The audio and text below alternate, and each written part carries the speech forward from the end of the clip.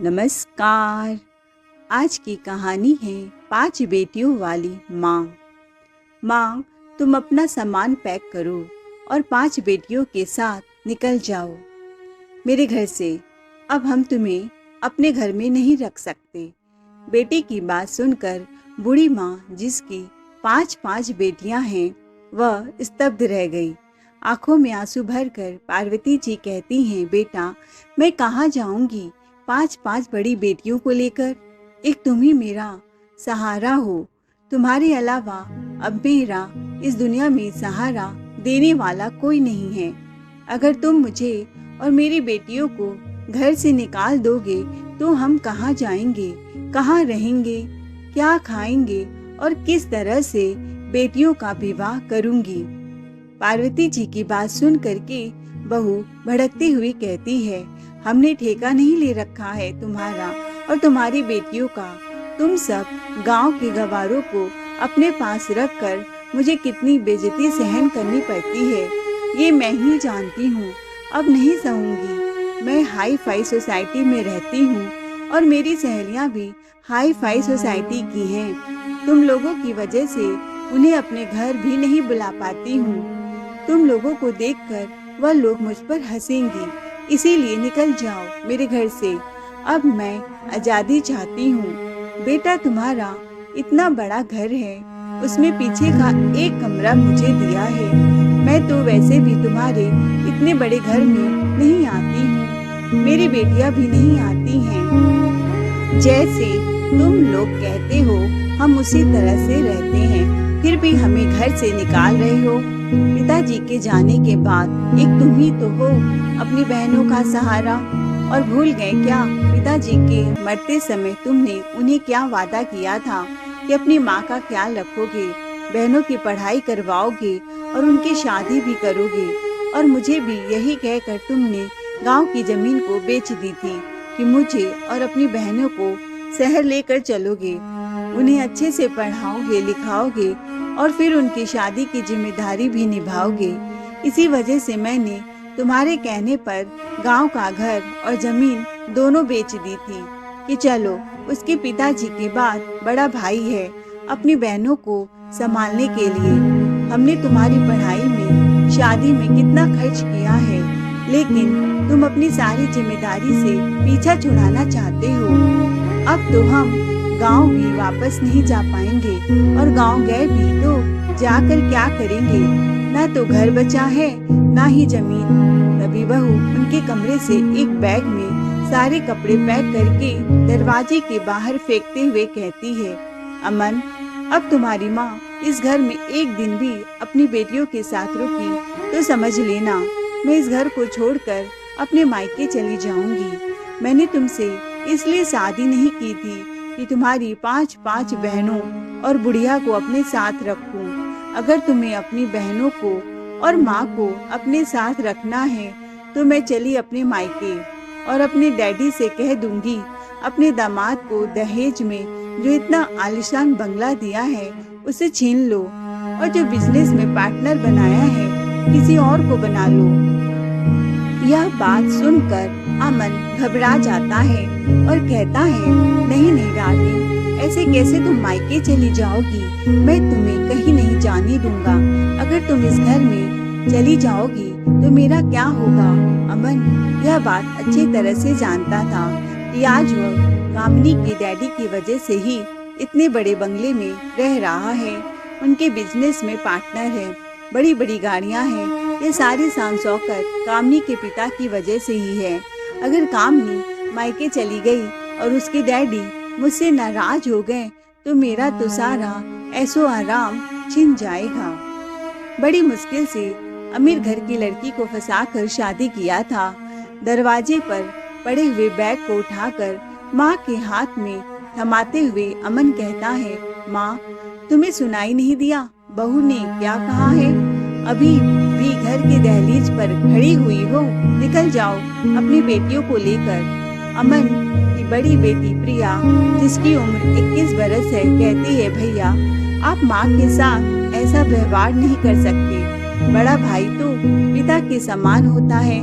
बचपन में हम सभी लोग साथ में खेले हैं। मुझे तो अपने भाई पर कितना गुमान था, लेकिन आपके व्यवहार को देखकर मन बड़ा दुखी हो गया।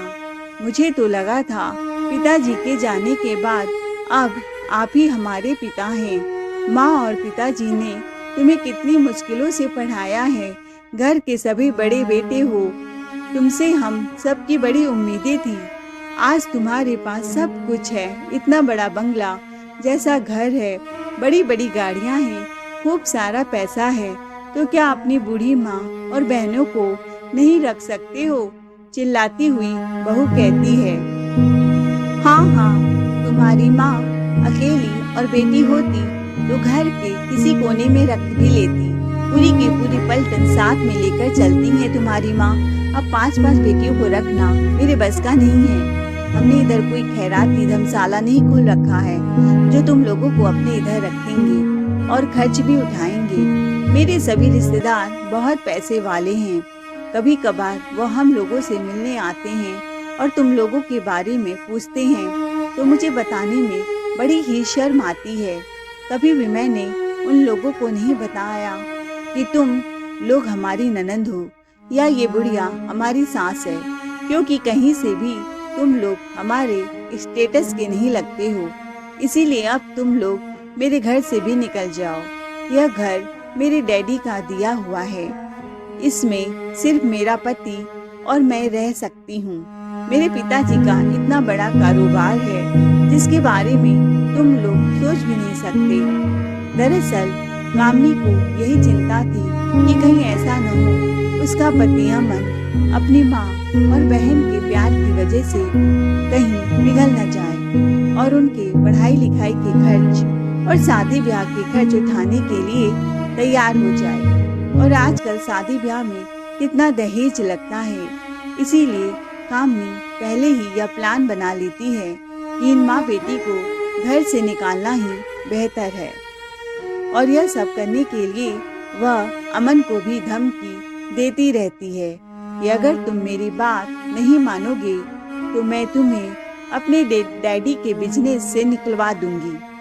अमन को पैसा और शान शौकत बहुत ज़्यादा पसंद है। वह अपनी जिंदगी के ऐशो आराम के लिए माँ और बहन को छोड़ सकता है, लेकिन लग्जरी लाइफ नहीं छोड़ सकता। थोड़ा बहुत अमन अगर माँ की तरफ खींचता भी है तो अपने डैडी की धमकी देकर उसे भी अपनी तरफ कर लेती है। कामनी कहती है, माँ जी अभी भी कुछ बचा है क्या? उठाओ अपना सामान और निकल जाओ मेरे घर से। भाभी अब आप एक भी शब्द मत बोलिएगा, बहुत बेइज्जती कर ली माँ की। अब कुछ कहा तो मुझसे बुरा कोई नहीं होगा। ओहो देखो तो सही, तुम्हारी बहन के नखरे गुरूर तो ऐसा भरा है जैसे कहीं की महारानी हो। महारानी हूँ या नहीं हूँ, लेकिन आपकी बकवास अब नहीं सुनूंगी। जब तक आपके घर में रह रही थी मैंने और माँ ने बहुत कुछ सहन किया है। तुम्हारे घर के सारे काम भी हम पांचों बहनें ही करती थी। मेरी छोटी बहन जिसका अभी बचपन भी नहीं गया है, मात्र 12 साल की है, वह भी तुम्हारे पूरे घर की साफ सफाई करती थी। माँ तुम्हारे पूरे फूल पौधों में पानी देती थी, कुछ फोकट में नहीं रखती थी। तुम हमें अपने घर में अब इन्हीं कामों के लिए तुम्हें माली रखना पड़ेगा, सफाई वाला रखना पड़ेगा, तब तुम्हें हमारी कीमत पता चलेगी। और भैया आप, तुम्हारी पत्नी तुम्हारी बहनों से और बूढ़ी माँ से इतने सारे काम करवाती थी, लेकिन तुम एक शब्द भी नहीं कहते थे। और वैसे भी साथ में रखकर आपने हमारी कौन सी इज्जत की। इससे अच्छा हम इस घर से निकलकर बाहर ही रहेंगे। देख रहे हो अपनी बहन के तेवर, हाथ में एक फूटी कौड़ी नहीं है, लेकिन अकड़ 7वें आसमान पर है। भाभी यह अकड़ नहीं बल्कि स्वाभिमान है। पार्वती जी बेटी को शांत करते हुए कहती हैं, बेटा शांत हो जाओ, शादी के बाद बेटा इतना बदल जाएगा, इसकी कभी हमने उम्मीद ही नहीं की थी। अब बहू तो पराई थी, लेकिन बेटा भी बदल गया, तो इधर रहकर हम क्या करेंगे? ठीक है बेटा, तुम्हारे घर से जा रही हैं। जाते जाते पार्वती जी बहू से कहती हैं, बहू तुम्हें जिस पैसे और रूपे का इतना घमंड है, एक दिन देखना मेरी बेटियां तुम्हारा घमंड तोड़ेंगी और वह भी कामयाबी के ऐसे मुकाम को छुएंगी जिसकी कभी तुमने उम्मीद भी नहीं की होगी। पार्वती जी की बात सुनकर बहू ठहाके लगाने लगती है और कहती है, हाँ हाँ, क्या आता है तुम्हारी बेटियों को झाड़ू पोछा करना? किसी के घर में जाकर यही कर सकती हैं और तो उन्हें कुछ आता नहीं है। झाड़ू पोछा करके बर्तन धुलने के करके अपना गुजारा करेंगी, मेरी बराबरी भी करने चली हैं। बहू हाथों में झोला पकड़ाकर पार्वती जी और उनकी बेटियों को घर से बाहर धक्का दे देती है और कहती है, पलट कर दोबारा मेरे घर में मत आना। पार्वती जी बेटी की तरफ बड़ी आस से देखती हैं। बेटा भी चुपचाप सर झुकाकर घर के अंदर चला जाता है। पार्वती जी और उनकी बेटी की बहुत ज्यादा दुखी हैं। बेटी का व्यवहार पार्वती जी को खाए जा रहा है, लेकिन क्या कर सकती हैं जब उसे अपनी माँ और बहनें दिखाई नहीं दे रही हैं। पांचों बेटियों को लेकर सड़क के किनारे एक पेड़ के नीचे बैठी हुई हैं। तभी सबसे छोटी बेटी सुमन रोने लगती है और कहती है, माँ अब हम कहाँ जाएंगे, कहाँ रहेंगे? क्या इसी पेड़ के नीचे हमें रहना होगा? बेटी की बात सुनकर पार्वती जी पांचों बेटियों को गले लगा लेती हैं और हिम्मत देते हुए कहती हैं, नहीं बेटा, एक दिन हमारा अपना भी घर होगा, हम भी अपने घर में शान से रहेंगे, सारी सुख सुविधाएं होंगी, कोई कमी नहीं होगी हमारे पास। बस कुछ दिनों की मुसीबत है, हमें इसे पार करना है और सुख दुख सबकी जिंदगी में चलता रहता है।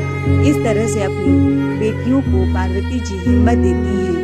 पार्वती जी की हिम्मत की वजह से ही उनकी बेटी प्रिया भी बड़ी ही हिम्मत वाली है। शाम होते होते सबको भूख लगने लगी। माँ इधर आसपास मुझे कुछ नहीं दिख रहा है। जब से भैया के पास शहर में आई हैं, भैया कहीं हमें लेकर भी नहीं गए जिसे शहर को जाना पहचाना हो।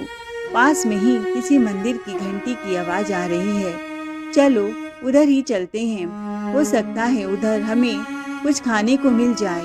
पार्वती जी बेटियों के साथ भंडारे का भोजन करती हैं और भगवान का लाख लाख धन्यवाद करती हैं कि आज तो मुझे तुम्हारी सत्ता पर पूरा भरोसा हो गया कि तू किसी को भूखे नहीं सोने दे सकता है। एक दो दिन पार्वती जी के मंदिर में ही वहाँ का प्रसाद खाकर निकल जाते हैं, लेकिन फिर वह अपनी बेटियों से कहती हैं कि बेटा, हम इस तरह से ज्यादा दिन तक नहीं रह सकते हैं, हमें कुछ करना पड़ेगा, अपने लिए कुछ काम ढूंढना पड़ेगा, तभी हम पैसे कमा पाएंगे और अपने लिए एक छत ले पाएंगे और मेहनत से ही 2 वक्त का खाना खा पाएंगे। लेकिन माँ, हमारे हाथ में तो एक पैसा नहीं है और बिना पैसा के हम कुछ नहीं कर पाएंगे। अपने कानों के छोटे छोटे झुमकों को और हाथों की अंगूठी उतारते हुए प्रिया के हाथ में देकर पार्वती जी कहती हैं कि बेटा, हम इन सोने के गहनों को बेच देंगे।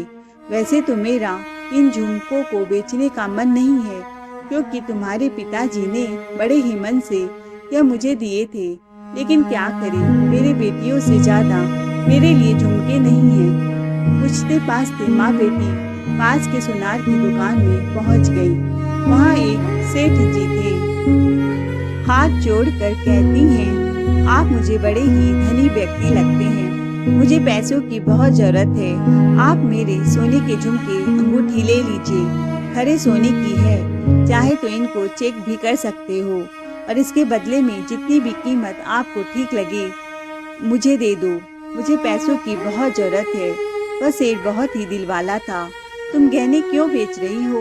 बस कुछ मजबूरी है सेठ जी, 5 बेटियों की जिम्मेदारी है, इसीलिए बेचने पड़ रहे हैं। इतना कहते कहते पार्वती जी की आंखों में आंसू भर आए।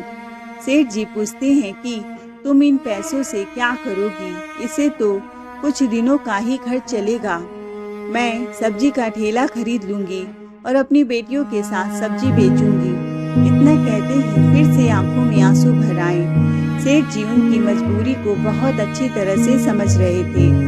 बेचारी 5 बेटियों को लेकर कहाँ जाएगी? वह गहने खरीदने के लिए तैयार हो जाते हैं।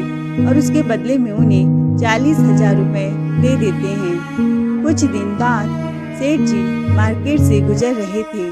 उनकी नज़र पार्वती और उनकी 5 बेटियों पर पड़ी, जो सब्जी के ठेला के आगे खड़ी हैं और सब्जियां बेच रही हैं। पार्वती जी की ईमानदारी को देखकर सेठ उनके पास जाते हैं, जिन्हें देखते ही पार्वती जी कहती हैं, अरे साहब बताओ आपको क्या सब्जी चाहिए। सेठ जी उसके ठेला के पास पहुंचने से पहले ही एक तेज रफ्तार से आ रही गाड़ी से उनका टक्कर हो जाता है और वह वहीं सड़क पर बेहोश हो जाते हैं। आनन फानन में उनकी 5 बेटियां सेठ जी को उठाकर अस्पताल लेकर जाती हैं और उनका इलाज कराती हैं। उनके पास 20,000 बचे थे। वो अपनी पूरी जमा पूंजी उनके इलाज में लगा देती हैं। जब सेठ जी को होश आता है तो पार्वती और उनकी 5 बेटियों को अपने सामने देखकर बहुत खुश हो जाते हैं कि गरीब होने के बावजूद भी उन्होंने अपनी पूरी जमा पूंजी उनके इलाज में लगा दिया और उनकी ईमानदारी पर खुश होकर कहते हैं, अगर तुम बुरा न मानो तो अपनी बेटियों के साथ मेरे घर में आकर रह सकती हो। दरअसल हम दोनों पति पत्नी बहुत बड़े घर में अकेले रहते हैं। हमारी कोई संतान नहीं है। शादी को पूरे 50 बरस हो गए हैं। खाली घर काटने को दौड़ता है। घर में पैसों की कोई कमी नहीं है, लेकिन घर में ना कोई बात करने को है, ना ही कोई अपना। तुम्हें मेरी जरूरत है और मैं भी चाहता हूँ तुम्हारे जैसे ईमानदार लोग मेरे घर में आकर रहें। साहब, मैं बिना कुछ काम धाम किए आपके घर में फोकट में नहीं रह सकती हूँ। अगर आपके घर में कुछ काम धाम हो और आप मुझे काम के बदले पैसे देंगे तो मैं आपके घर में रहूंगी।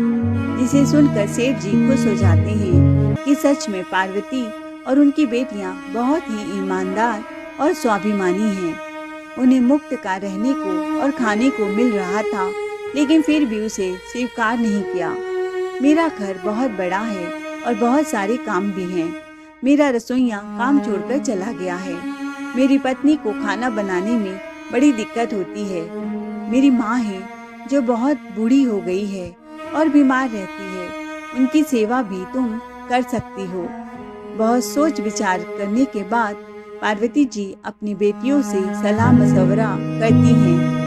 प्रिया यह निर्णय लेती है कि माँ, हमें काम भी मिल रहा है और रहने के लिए छत भी मिल रही है, तो अच्छा है कि हम सेठ जी के घर चलते हैं। काम भी करते रहेंगे और उसके बदले हमें पैसे मिलेंगे। ठीक है सेठ जी, आज तो नहीं, कल से हम आपके घर आ जाएंगे। आप बता देना हमें कहाँ आना है। ठीक है, हम आपको कल खुद ही लेने आ जाएंगे। मंदिर के पास मिलेंगे। इतना कहकर सेठ घर के लिए चले गए। तभी मंदिर में पार्वती जी के बहू बेटे आते हैं और पार्वती जी भी सब्जी का ठेला लिए मंदिर के पास पहुंच जाती हैं अपनी बेटियों सहित। जब बहू 5 बेटियों के साथ सब्जी का ठेला लगाए हुए देखती है, पहले तो बहू ठहाका लगाकर हंसती है, फिर कहती है, मैंने कहा था तुम माँ बेटी की यही औकात है। या तो किसी के घर में झाड़ू पोछा करोगी या बर्तन धुलोगी, लेकिन मुझे यह उम्मीद नहीं थी कि तुम सड़कों पर ये आलू प्याज बेचना पड़ेगा। अच्छा हुआ कि मैंने तुम्हें अपनी किसी सहेली या सोसाइटी मेंबर से नहीं मिलाया, वरना वह लोग क्या सोचते। और तुम्हें यही शहर मिला था सब्जी बेचने के लिए। कुछ तो मेरे रुतबे के बारे में सोच लिया होता। बहू, अगर आज मुझे सब्जी का ठेला लगाना पड़ रहा है तो इसके जिम्मेदार भी तुम दोनों ही हो, क्योंकि तुम दोनों के बहकावे में आकर ही मैंने गांव की जमीन और घर बेची थी। लेकिन शहर में आकर बेटा इतना स्वार्थी निकल जाएगा, इसकी कभी उम्मीद नहीं की थी। अगर गांव में मेरा घर और जमीन होता तो हम वापस चले जाते, लेकिन तुम दोनों ने हमें कहीं का नहीं छोड़ा। हमारा सब कुछ छीन लिया और उसके बाद घर से निकाल दिया। लेकिन एक दिन हमारा समय जरूर बदलेगा। जितना आज तुम मेरा और मेरी बेटियों का मजाक बनाती हो, एक दिन देखना तुम्हारी बराबरी पर मेरी बेटियां खड़े होकर के दिखाएंगी। बहू फिर से हंसती हुई कहती है, क्यों मजाक करती हो माँ जी? सब्जी का ठेला लगाकर तुम्हारी बेटियां मेरी बराबरी करेंगी। सब्जी के ठेले से सब्जियों को उठा उठा कर अमन फेंक देता है। प्रिया, मेघा, कुसुम सब्जियों को फेंकने से रोकती हैं। पार्वती जी और उनकी बेटियों की आंखों में आंसू नहीं थे, बल्कि उन सब के दिल में एक ऐसी तमन्ना जाग उठी थी कि अब बस किसी भी तरह से बड़े आदमी बनकर दिखाना है, खूब सारे पैसे कमाने हैं और भाई भाभी को दिखाना है कि पैसा कमाना इतना मुश्किल काम भी नहीं है। चाहे दिन रात मेहनत करनी पड़े, हम पांचों बहनें मेहनत करेंगी, लेकिन अपनी माँ का सर कभी नहीं झुकने देंगी। माँ, तुम चिंता मत करो। दूसरे दिन सुबह सुबह मंदिर के पास पार्वती जी अपनी बेटियों के साथ बैठी ही थी कि सेठ कार लेने आ गए और भगवान के दर्शन के बाद उन सबको अपने घर ले गए। सच में सेठ जी का घर बहुत बड़ा था, लेकिन उस घर में रहने वाले सिर्फ 3 ही सदस्य थे। बाहर की तरफ एक पोर्शन बना हुआ था जो कि उनके घर के रसोइयों का था। पार्वती जी बेटियों के साथ उसी पोर्शन में रहने लगती हैं। एक दिन सेठानी देखती है कि पार्वती जी की दोनों बड़ी बेटियां घर का सारा काम निपटाने के बाद फटी पुरानी सी किताबों से कुछ पढ़ने की कोशिश कर रही हैं। क्या पढ़ रही हो बेटा? कुछ नहीं मालकिन जी, यह मेरी पुरानी किताबें हैं। पढ़ने का बहुत शौक है, लेकिन पढ़ाई बीच में ही छूट गई, इसीलिए अपनी पुरानी किताबों को पढ़कर मन बहला लेती हैं। क्या तुम्हें पढ़ाई का शौक है? तुमने पहले क्यों नहीं बताया? कल ही हम तुम्हारा किसी अच्छे से कॉलेज में एडमिशन करवा देते हैं। तुम्हारा ही क्यों, तुम पांचों बहनों का कॉलेज और स्कूल में एडमिशन करवा देंगे। आराम से पढ़ाई करना। तुमने सेठ जी की जान को बचाकर मेरे ऊपर बहुत बड़ा एहसान किया है, तो तुम्हारे लिए मैं इतना तो कर ही सकती हूँ। सेठानी की बात सुनकर पांचों बेटियों की आंखों में खुशी की चमक दौड़ गई। पढ़ाई की बात आने पर एक बार भी उनकी बेटियां मना नहीं करती हैं। घर के सारे काम धाम करने के बाद पार्वती जी की पांचों बेटियां मन लगाकर पढ़ाई करती। 5 साल बाद प्रिया MBA करके एक बड़ी सी कंपनी में नौकरी करती है। दूसरे नंबर की बेटी मेघा पढ़ाई में बहुत ही होशियार थी, वह पुलिस बन जाती है। तीसरे नंबर की बेटी को पढ़ाई में ज़्यादा इंटरेस्ट नहीं था, इसीलिए वह एक छोटा सा बुटीक का बिजनेस शुरू करती है और धीरे धीरे उसका बिजनेस बहुत बढ़ता चला जाता है, खूब मुनाफा होता है। और चौथी बेटी UPSC की तैयारी कर रही है, 5वीं स्कूल में पढ़ रही है। इसी तरह करते करते पूरे 5 साल बीत गए। दूसरी तरफ इन 5 सालों में अमन और कामनी की जिंदगी में बहुत कुछ बदल गया था। कामनी के पिताजी, जिसके बिजनेस में अमन पार्टनर था, उनका कैंसर की वजह से मृत्यु हो गया। सारा बिजनेस का भार अमन के कंधों पर आ गया। अमन बिजनेस में पार्टनर जरूर था, लेकिन उसे बिजनेस को चलाने की बारीकियां पता नहीं थी और ना ही उसने कभी उन्हें सीखने की कोशिश की। सिर्फ ऊपरी तौर पर वह अपनी पत्नी के पिता का साथ देता रहा। धीरे धीरे उसे बिजनेस में घाटा होता गया। अमन का काम में ध्यान न देने की वजह से वहाँ के एम्प्लॉयज भी ठीक से काम नहीं करते थे। वह बस घूमता फिरता मौज मस्ती करता। धीरे धीरे उसका बिजनेस डूबता गया और एक दिन ऐसा आया कि उसका सारा बिजनेस बिकने के कगार पर आ गया। आज वही दिन है। शहर के अखबारों में छपा है कि राय साहब के बिजनेस की बोली लगने वाली है। करोड़ों रुपए की बोली लगेगी। बोली लगने का एक निश्चित समय तय किया गया। बड़ा हॉल है जहाँ पर अमन और कामनी बैठे हुए हैं। पिता के बिजनेस को डूबते हुए और बिकते हुए देखकर कामनी को बिल्कुल भी अच्छा नहीं लग रहा है, लेकिन क्या करे, उन लोगों के पास बिजनेस को बचाने के लिए इतना पैसा नहीं है कि उसे फिर से खड़ा कर सके। अगर बेचेंगे नहीं तो और भी बर्बाद हो जाएंगे, पूरा घर बार बचा नहीं पाए। बिजनेस को बचाने के चक्कर में कामनी और अमन को अपना घर भी बेचना पड़ा। सारे जेवर बेच दिए, लेकिन फिर भी बिजनेस को नहीं बचा पाए। अंत में एक छोटा सा कमरा लेकर उसमें दोनों रह रहे हैं। पूरा हॉल लोगों से खचाखच भरा हुआ है। अलग अलग लोग अलग अलग बोलियां लगा रहे हैं। बोली 2 करोड़ से शुरू होती है। तभी दूसरा व्यक्ति 2 करोड़ 30 लाख बोल देता है। 2 करोड़ 30 लाख पर बात डन होने वाली होती है। तभी पीछे बैठी हुई एक लड़की की आवाज सुनाई देती है। जी 2.5 करोड़ की बोली लगाती है। 2.5 करोड़ की आवाज सुनकर पीछे पलटकर सभी लोग देखने लगते हैं कि कौन है जो बिजनेस को 2.5 करोड़ में खरीदने के लिए तैयार है। पीछे प्रिया अपनी माँ के साथ बैठी हुई है, जिसे 2.5 करोड़ की बोली लगाई है। 2.5 करोड़ पर बात डन हो जाती है। बाद में स्टेज पर फॉर्मेलिटी पूरी करने के लिए लड़की को बुलाया जाता है। लड़की अपने साथ अपनी माँ को भी लेकर आई है। दोनों लोग स्टेज पर आते हैं तो सभी लोग आपस में कानाफूसी करने लगते हैं। अरे यह तो हमारे शहर की बहुत बड़ी कंपनी की मालकिन प्रिया हैं और साथ में उनकी माँ पार्वती जी हैं। यह बात सुनकर अमन और कामनी दोनों को गौर से देखते हैं तो दोनों के चेहरे की हवाइयाँ उड़ जाती हैं। माँ जब उनके पास रहती थी तो एकदम से दुबली पतली सी सूती की फटी सुकड़ी साड़ी पहने रहती थी, लेकिन आज उन्होंने सिल्क की महंगी साड़ी पहनी हुई है। बेटे ने माँ को स्टेज पर देखा, जिसे के गले में एक बड़ी मोटी सी सोने की चैन पहनी हुई है, हाथ में आईफोन लिए है। साथ में अपनी बहन की ठाट को देखकर बहू बेटे दोनों के होश उड़ गए। यह कैसे हो सकता है अमन? हम अर्श से फर्श पर आ गिरे और तुम्हारी 2 कौड़ी की बहनें जमीन से आसमान में पहुंच गई। कहीं मैं कोई सपना तो नहीं देख रही हूँ? क्या यह वही बुढ़िया है जिसे मैंने घर से धक्के मार कर निकाला था, या कोई और है? अरे यह तो मेरी माँ और बहन प्रिया है, जिसने हमारा डूबता हुआ बिजनेस खरीदा है। दोनों के चेहरे पीले पड़ गए। तभी स्टेज पर अमन को बुलाया जाता है।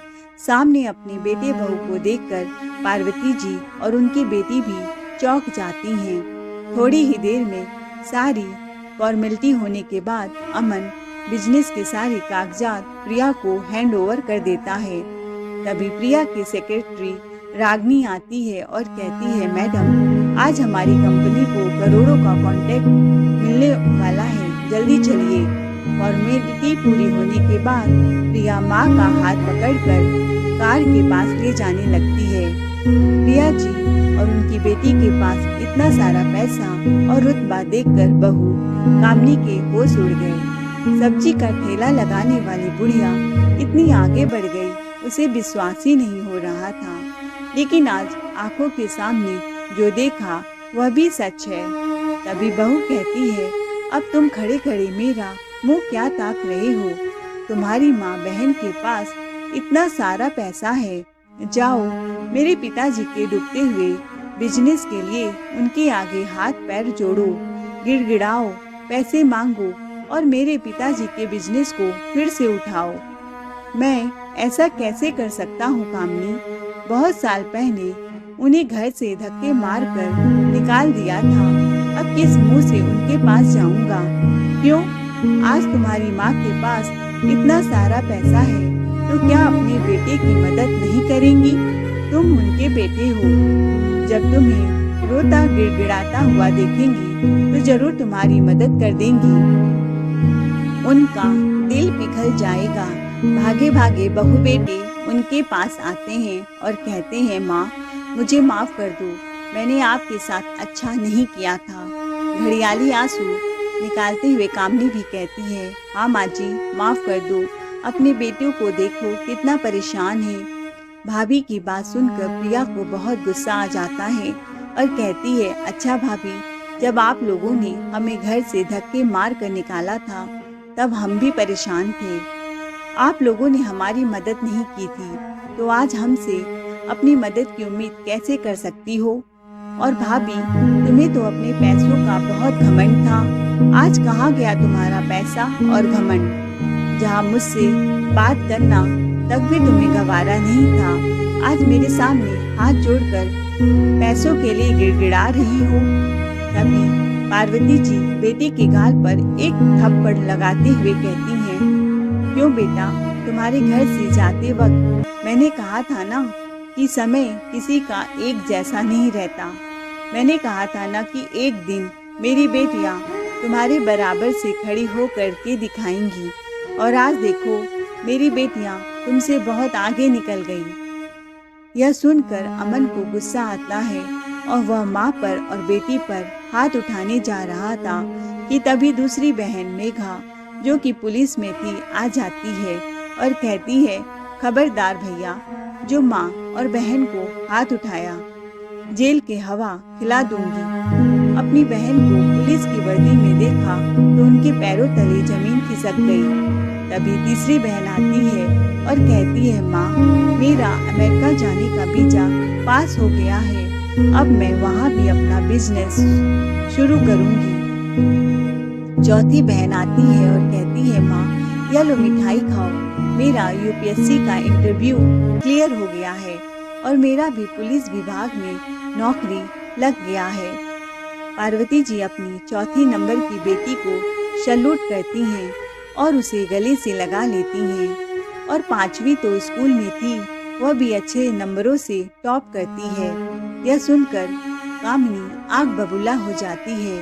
मन में सोचती है, मैं तो समझ रही थी कि इसकी एक बेटी की ही कंपनी है, बाकी तो वैसे ही होंगी, लेकिन इसकी तो पांचों बेटियां पढ़ लिख कर बड़ी बड़ी अफसर बन गई हैं।